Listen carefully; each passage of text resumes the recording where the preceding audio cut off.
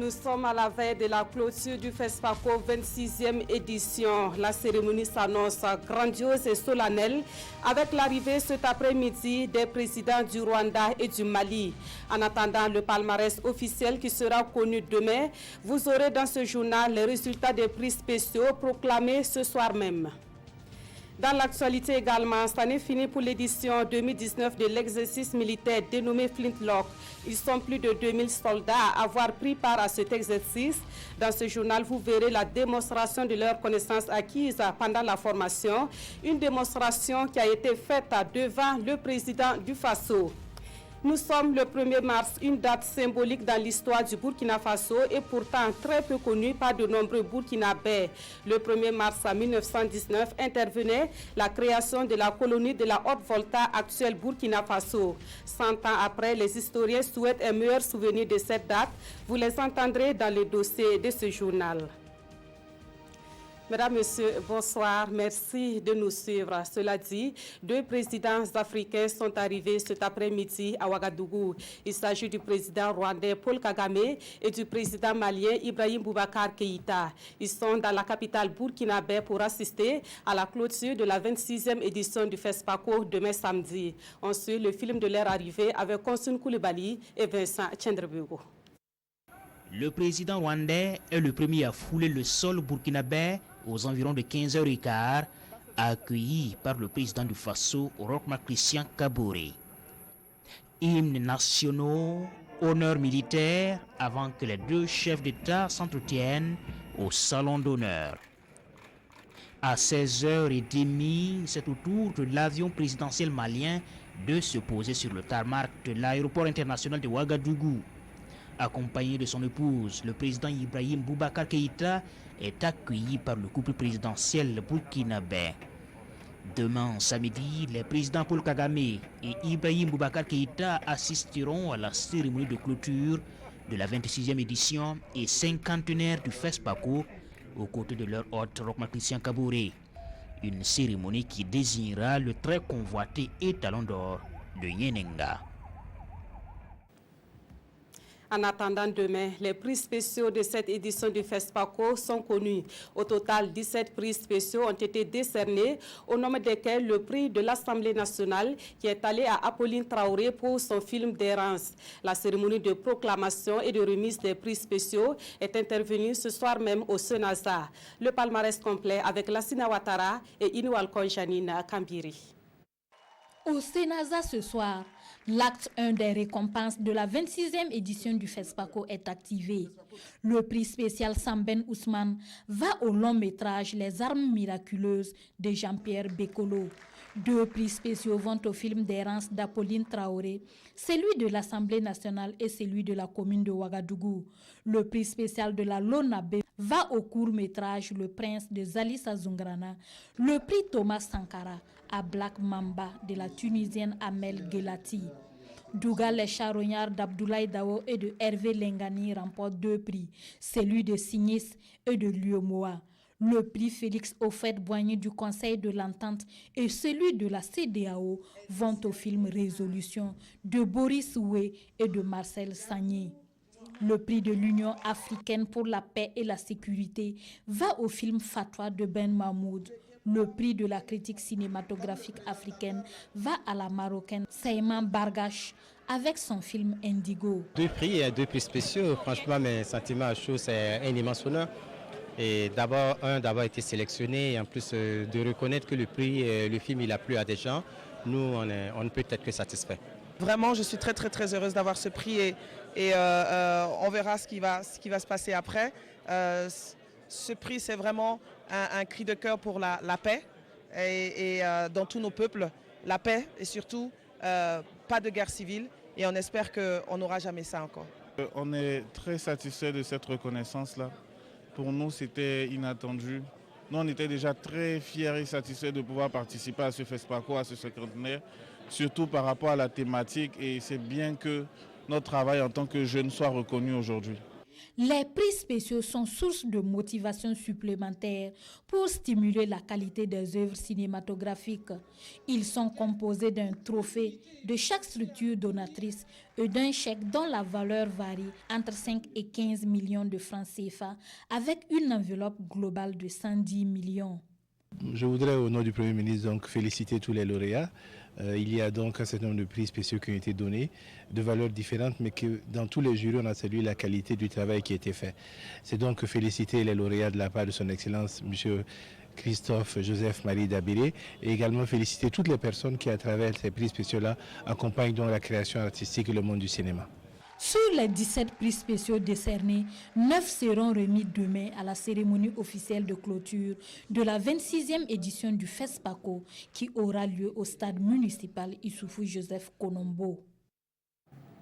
Cette question à présent, à quoi va ressembler l'étalon d'or de Yenega qui sera décerné demain? Sachez que le trophée a changé de configuration à l'occasion des 50 ans du FESPACO. Dans sa conception, les aspirations de la fête du cinéma sont désormais mieux prises en compte. Nous découvrons le trophée Yenega dans cet élément signé Moussa Ouedraogo et Ismaël Saturnet, Paris. À FESPACO spécial, étalon de Yenega spécial. Voici le trophée de ces cinquantenaires de la fête du cinéma africain. Le trophée tant convoité par tous les cinéastes à cette édition du FESPACO.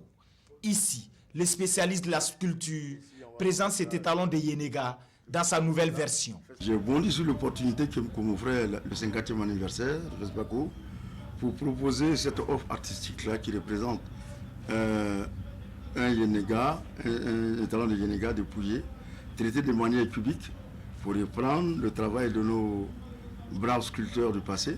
Alors j'ai traité ça de manière simple et dépouillée, stylisée. J'ai voulu faire une proposition de quelque chose qui soit plus léger. Celui-là il fait 3 kg et demi en gros, ouais. Le plus grand, c'est celui-là qui est le plus grand, l'étalon d'or. Il pèse 3 kg et demi. Et on peut le brandir aisément et puis c'est plus actuel avec des lignes épurées. Les caractéristiques de l'étalon de Yenega par rapport à celles de l'édition passée ont sensiblement changé, même si des similitudes demeurent. Ici, quand on voit Yenega, on sent que c'est vraiment une femme à la coiffure, hein, les tresses natmes aussi, avec sa lance toujours brandie dans la main droite. J'ai respecté tout ça, mais le socle sur lequel on le plaçait, là j'ai mis sur un socle qui représente des films 35 mm, les films de cinéma. Et sur ce film-là, il y a écrit toutes les indications de prix. Ici, c'est marqué FESPACO 2019. Et on voit que c'est les talons d'or de Yenega. Ici, là, c'est long métrage fiction. Donc tout y est sur le socle. Pour les mettre un bois et mettre des trucs. Le socle fait partie de la sculpture, comme toujours. Et ici, plus qu'ailleurs, fait partie de ce nouvel étalon. L'étalon d'argent, l'étalon de bronze, le poulain d'or, le poulain d'argent et celui du bronze connaissent également un changement de configuration. Il ne reste plus que 24 heures pour savoir qui repartiront avec ces trophées. Elle est à Ouagadougou depuis quelques jours pour prendre justement part aux activités du FESPACO. La secrétaire générale de l'Organisation internationale de la francophonie met à profit son séjour pour s'entretenir avec le président du FASO. Ce matin, au palais de Kosiam, les deux personnalités ont échangé sur la sécurité et les grands défis de l'OIFA. Le point de l'audience avec Gérard Sommet et Frédéric Etienne Bassenga. Tête à tête entre Rochma Christian Kaboré et Louise Mushikiwabo. Présente à Ouagadougou dans le cadre du FESPACO, la secrétaire générale de la francophonie est allée échanger avec le président du FASO. Les grands défis de la francophonie au Burkina Faso, mais aussi les questions du G5 Sahel, voilà entre autres les sujets au menu de cet entretien. J'ai eu l'honneur d'échanger avec le président du FASO sur d'abord le Burkina Faso et la francophonie, les programmes de la francophonie ici dans ce pays, les perspectives pour l'avenir, notamment le domaine de l'éducation et du numérique pour la jeunesse, l'implication de plus en plus grandissante de l'organisation au niveau du G5 Sahel. Et puis, nous avons également échangé sur les aspects de notre organisation de la francophonie qui touchent à l'avenir de l'organisation, à la focalisation des activités de la francophonie. Les échanges entre les deux personnalités ont concerné également le FESPACO. Pour Louise Mushikiwabo, après 50 ans, il faut que les cinéastes puissent vivre de leur art et pour elle, cela passe par la qualité de leurs œuvres.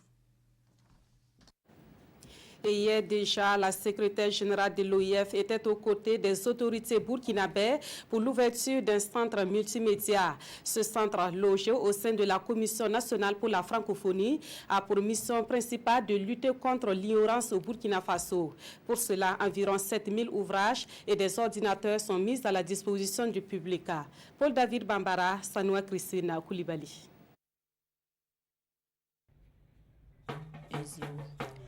Voilà qui redonne officiellement vie au Centre multimédia et bibliothèque de la Commission nationale pour la francophonie. Ce centre créé en 1998, puis ravagé par un incendie en 2010, renaît donc de ses cendres avec un fonds documentaire d'environ 7000 ouvrages et une dizaine d'ordinateurs. Sa mission, contribuer à faire reculer les frontières de l'ignorance au Burkina Faso. Nous avons trouvé des ordinateurs, des livres qui étaient entreposés dans des cartons. Nous les avons sortis pour qu'ils soient plus utiles à la jeunesse, à faire des recherches, à être connectés au monde. Notre monde, où l'ordinateur, l'Internet et tout constituent des tremplins de possibilités de connaissances et à l'extrême.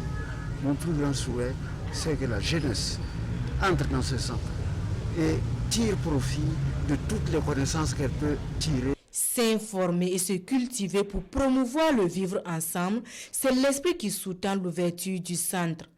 Un centre qui revêt un intérêt particulier pour l'Organisation internationale de la francophonie, OIF. Ce centre se situe à l'intersection de plusieurs objectifs de la francophonie, à savoir l'éducation, la connaissance de l'autre, le vivre ensemble et le numérique. Agrandir le centre et étendre ses tentacules hors de la capitale Ouagadougou sont les projets d'avenir de la Commission nationale pour la francophonie en collaboration avec l'OIF.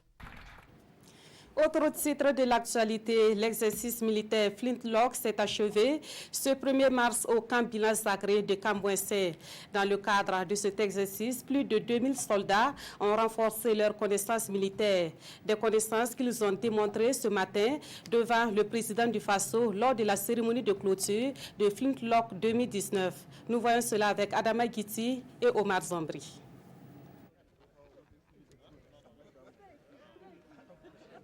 Des terroristes détiennent une personne dans ce bâtiment. Une opération d'exfiltration est vite montée pour sauver l'otage des mains des ravisseurs.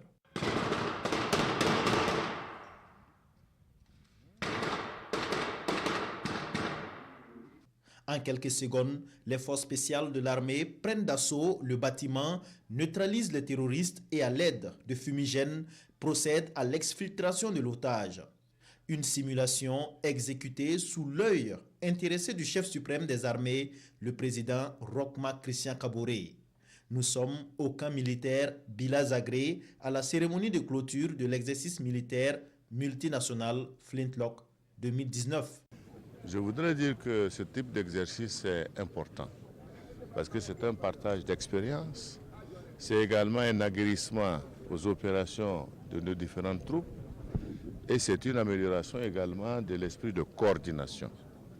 Parce que vous savez que quand on fait une guerre, il y a forcément l'aspect des combats, il y a également l'aspect psychologique qui est le soutien aux populations, il y a également tout ce qui est également la réflexion intellectuelle qui a pu être menée au cours donc, de cet exercice avec, je dirais, des intellectuels de tout niveau au niveau de notre pays. Et je crois que cela permet de renforcer un peu une cohérence entre l'armée et les populations.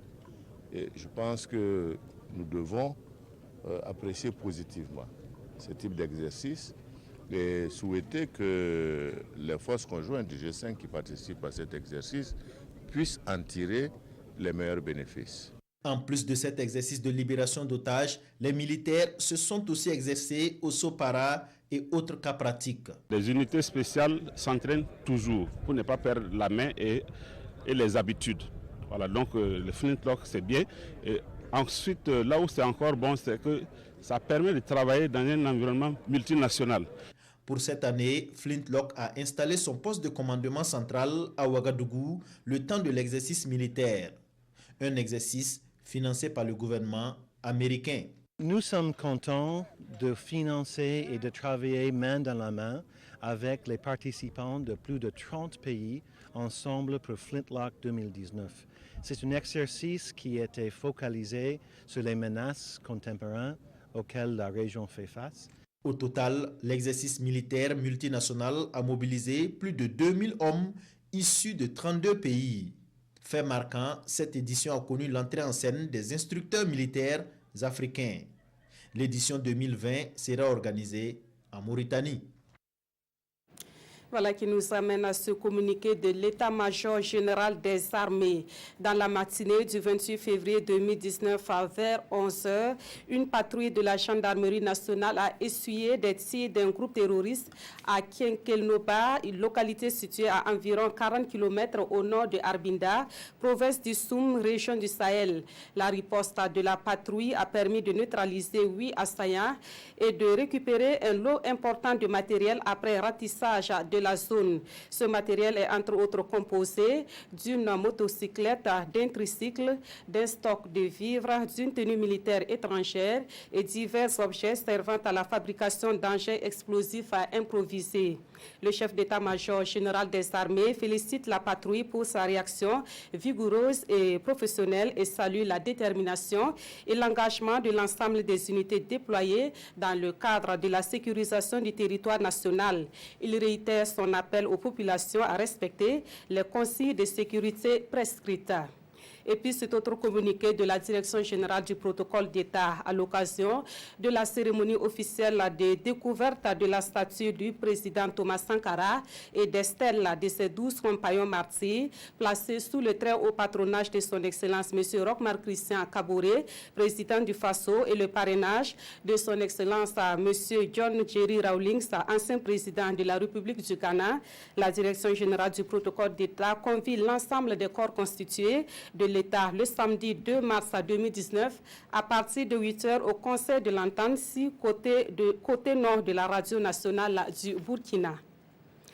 Autre point de l'actualité, le Premier ministre poursuit sa série de visites chez les leaders coutumiers et religieux. Ce vendredi, il s'est rendu chez le Mogonaba Bango et chez le cardinal.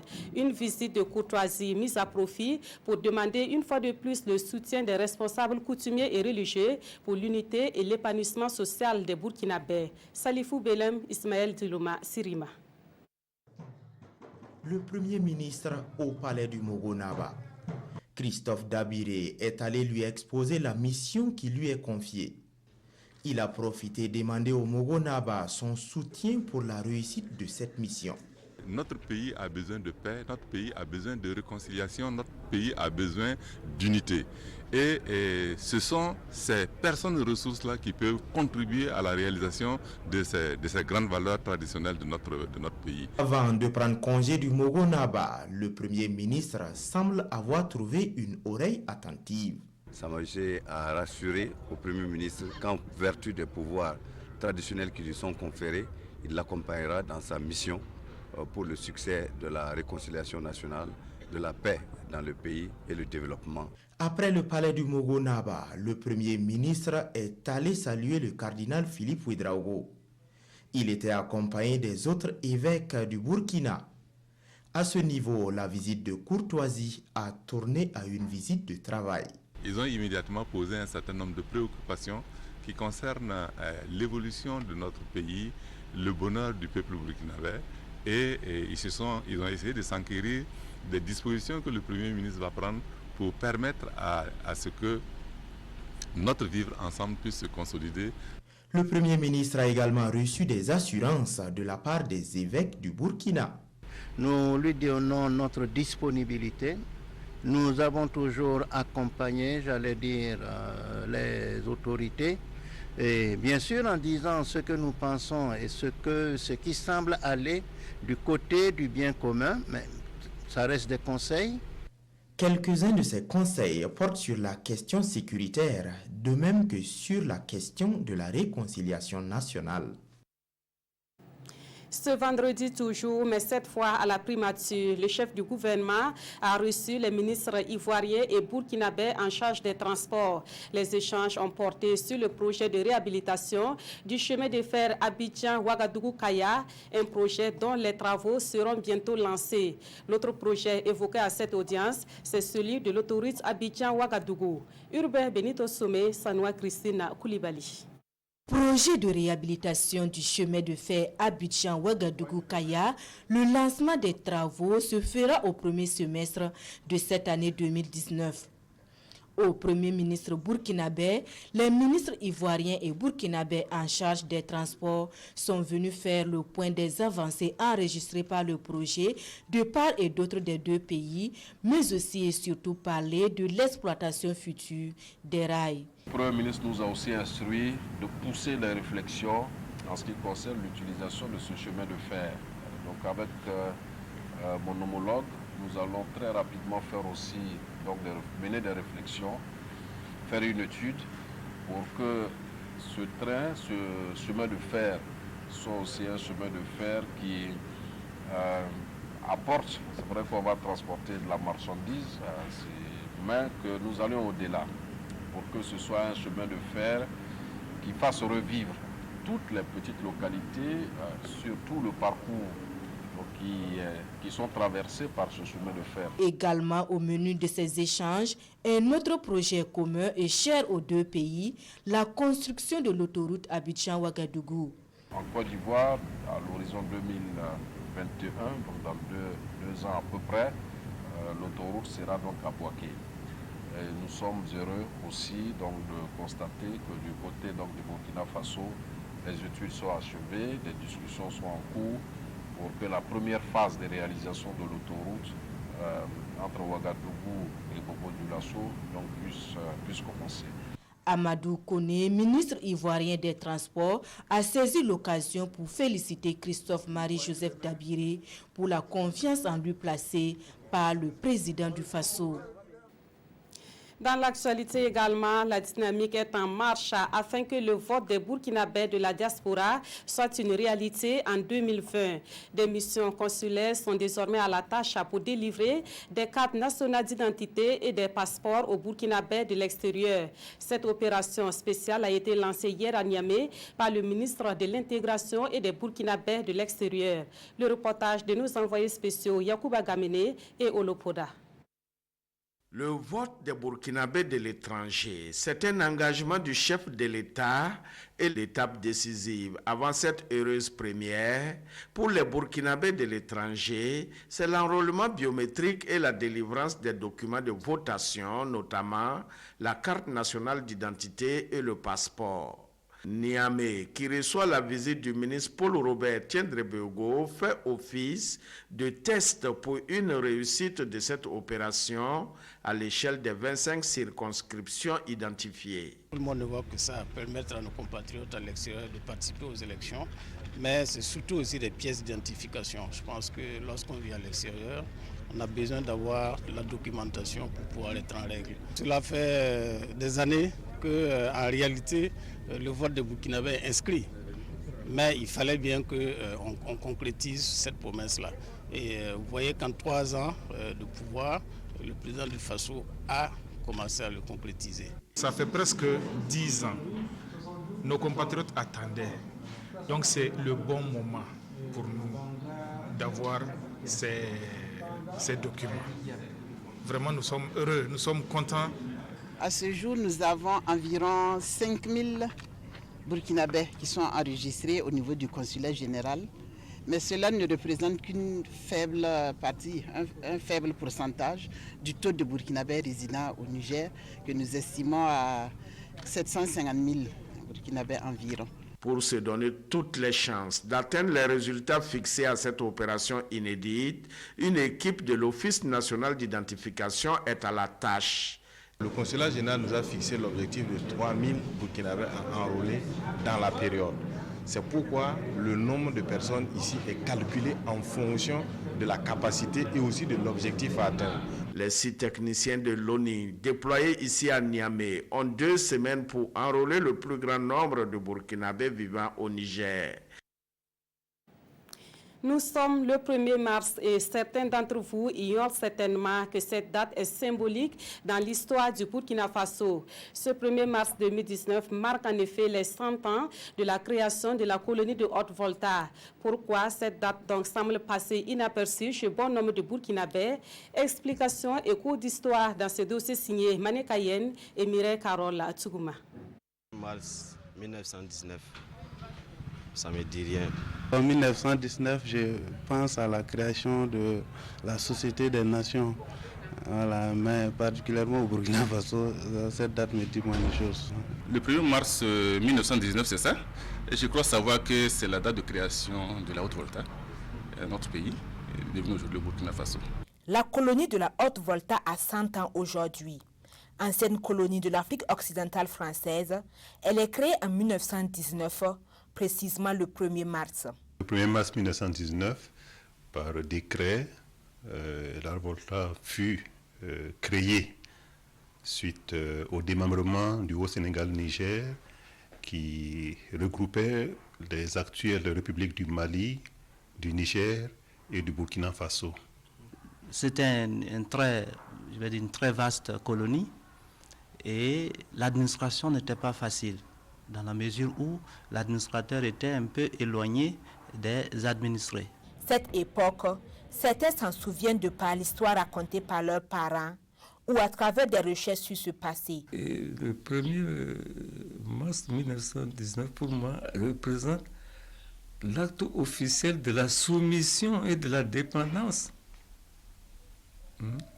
Et dans un de mes écrits, j'ai dit « Comment ont-ils pu vaincre sans avoir raison ?»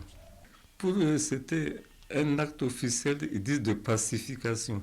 Mais en réalité, c'est beaucoup de frustration qui était dedans. C'est bien de s'en souvenir, mais pour nourrir l'indépendance, la souveraineté et la dignité. Le nom de la Haute-Volta vient de la Volta, fleuve traversant la zone, et les habitants appelés les Voltaïques. Le 5 septembre 1932, la Haute-Volta fut supprimée avant d'être reconstituée le 4 septembre 1947. Le 1er mars, une date donc de grande portée pour le Burkina Faso et qui mériterait d'être mieux connue et mieux célébrée. C'est du moins la conviction du docteur Pierre Claverienne, maître de recherche et d'histoire. Il s'exprime au micro de Jean-Emmanuel Ouedraogo. L'ossature de l'administration territoriale que nous avons aujourd'hui provient donc de la création de la Volta et de l'organisation du territoire par le gouverneur Essling. Il a créé des cercles que nous allons par la suite ériger en région, etc.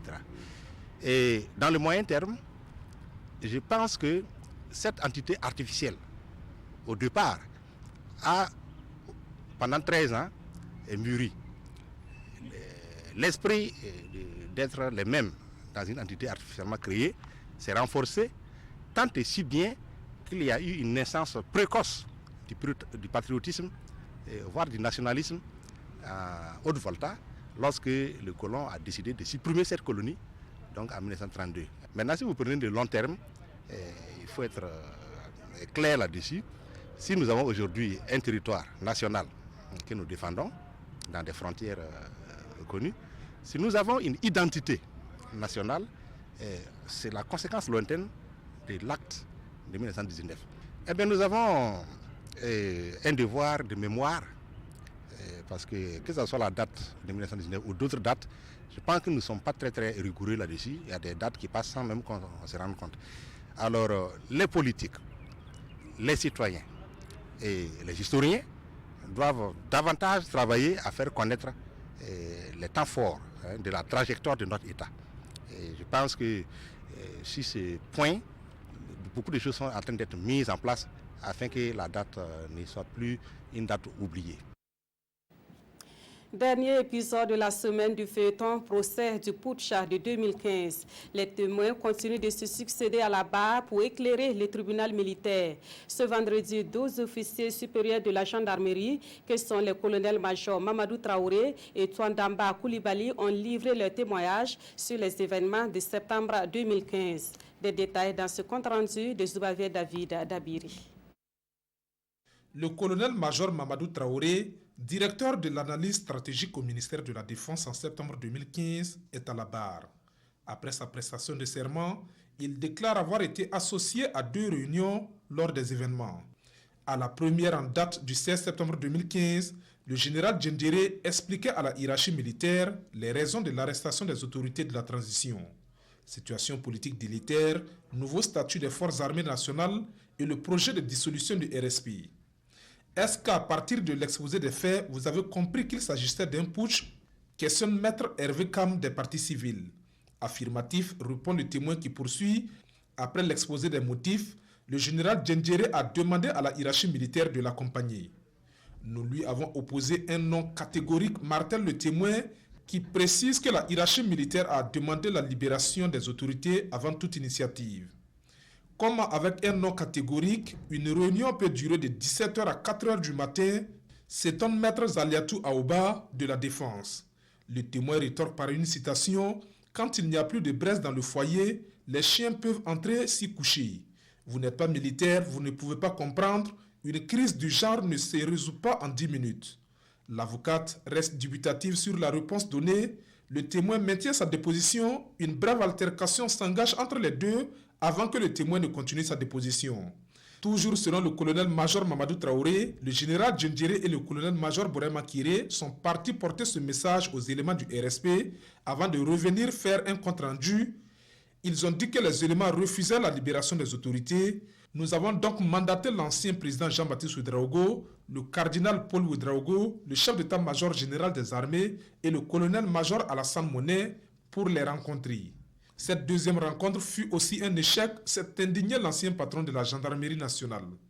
Cette version est confirmée par le colonel-major Touandamba Koulibaly, chef d'état-major de la gendarmerie au moment des faits. Mieux, l'officier supérieur soutient que lors de cette réunion, il a appris de ses services qu'une mission du RSP est à la frontière Burkina-Togo pour la récupération d'un matériel de maintien d'ordre.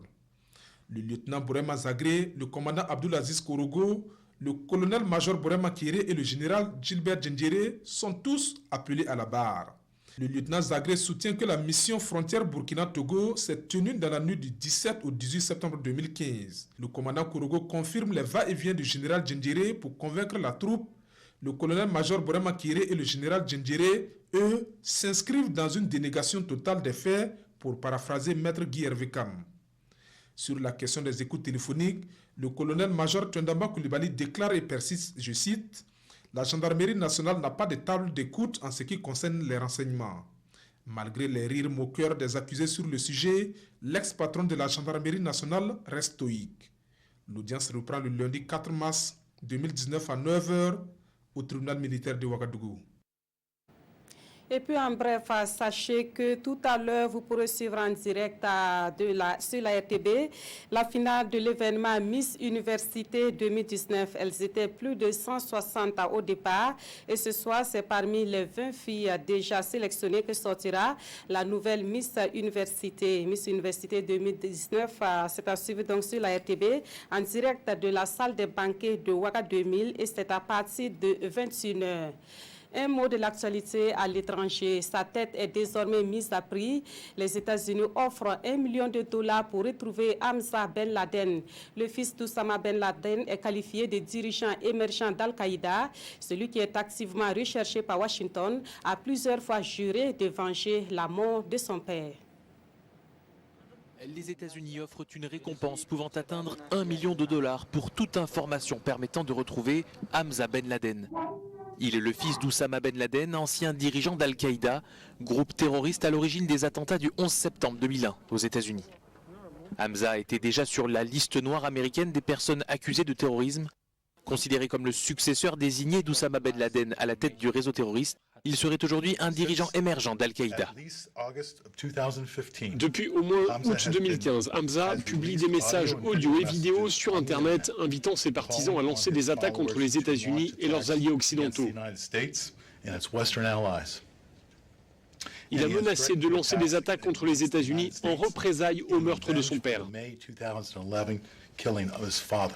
Selon des spécialistes, l'homme aujourd'hui âgé de près d'une trentaine d'années dirige le groupe Ansar al-Furqan, qui attire depuis quelques mois en Syrie les combattants les plus endoctrinés d'Al-Qaïda ou du groupe État islamique.